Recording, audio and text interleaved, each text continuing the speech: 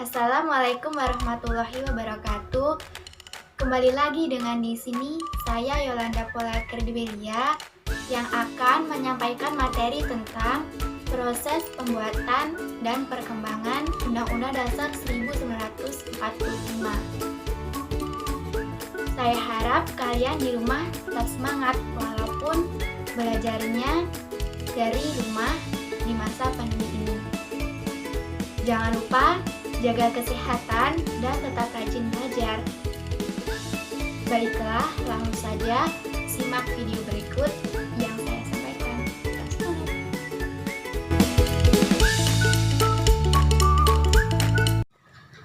Baik, yang pertama kita akan membahas proses pembentukan Undang-Undang Dasar 1945.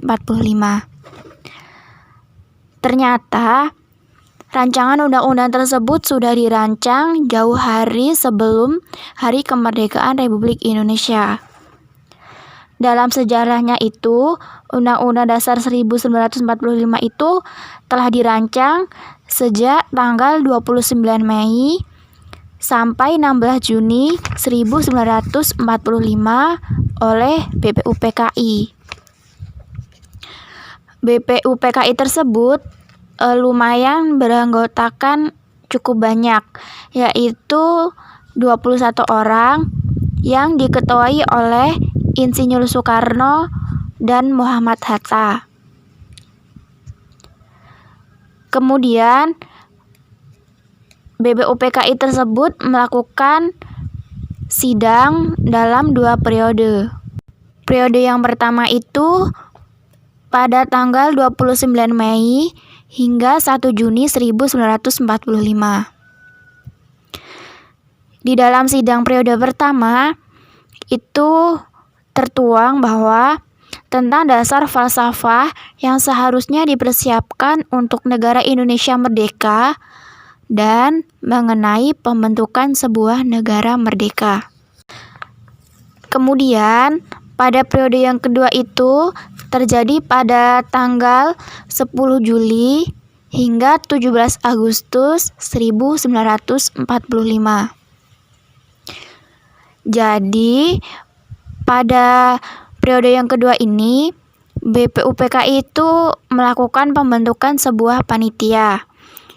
Panitia itu dinamakan dengan Panitia Hukum Dasar dengan anggota yang lebih sedikit dari BPUPKI, yaitu hanya berjumlah 19 orang dan masih diketuai oleh Insinyur Soekarno. Kemudian dari Panitia Hukum Dasar tersebut membuat lagi sebuah panitia yang lebih kecil yang disebut dengan Panitia Kecil serta dipimpin oleh Profesor Supomo.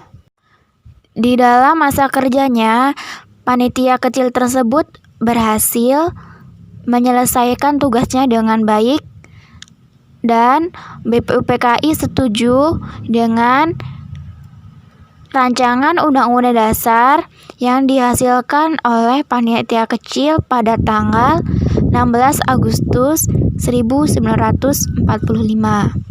Setelah BPUPKI menyetujui hasil kerja panitia kecil, kemudian dilakukan pengesahan oleh PPKI. PPKI itu merupakan kepanjangan dari Panitia Persiapan Kemerdekaan Indonesia. Panitia ini dilantik pada tanggal 18 Agustus 1945 dengan menetapkan Insinyur Soekarno sebagai ketua dan Muhammad Hatta sebagai wakil ketua, serta beranggotakan sejumlah 21 orang. Panitia ini pun melakukan sidang, dan tentu saja sebuah sidang itu pasti memiliki tujuan. Tujuan dari sidang PPKI diantaranya yaitu menetapkan Undang-Undang Dasar, memilih presiden dan wakil presiden, dan membahas perihal lainnya. Perihal lainnya di sini yaitu setelah mendengar laporan kerja BPUPKI, Lalu pada sidang PPKI pada 18 Agustus 1945, para anggota sidang tersebut mempunyai rencana, yaitu untuk mengajukan usul perubahan pada hasil rancangan BPUPKI. Namun, pada akhirnya, rancangan undang-undang tersebut disahkan dan menjadi Undang-Undang Dasar Negara Republik Indonesia. Materi selanjutnya yaitu mengenai perkembangan Undang-Undang Dasar 1945. Jadi, di dalam perkembangan Undang-Undang Dasar 1945 itu dari masa ke masa, dari tahun ke tahun mengalami perubahan. Perubahan itu disebut juga dengan reformasi.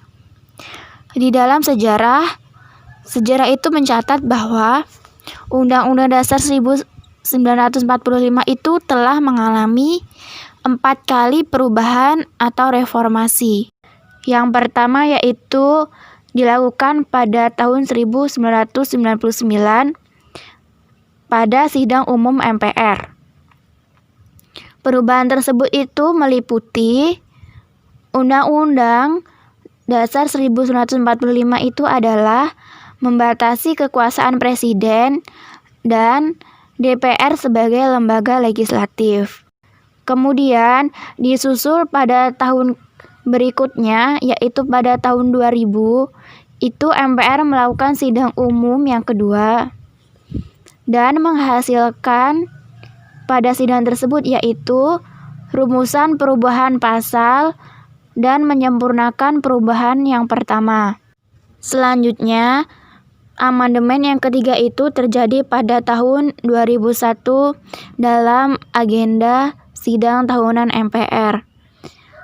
Dan amandemen yang ketiga itu menghasilkan atau merumuskan perubahan dan penambahan ketentuan-ketentuan pasal tentang asas landasan bernegara, kelembagaan, serta hubungan antar lembaga. Amandemen yang terakhir atau amandemen yang keempat itu pada tahun 2002 masih sama, yaitu pada sidang tahunan MPR. Dan hasil amandemen tersebut yaitu berupa adanya penghapusan Dewan Pertimbangan Agung atau yang disebut dengan DPA, pendidikan dan kebudayaan, serta perekonomian.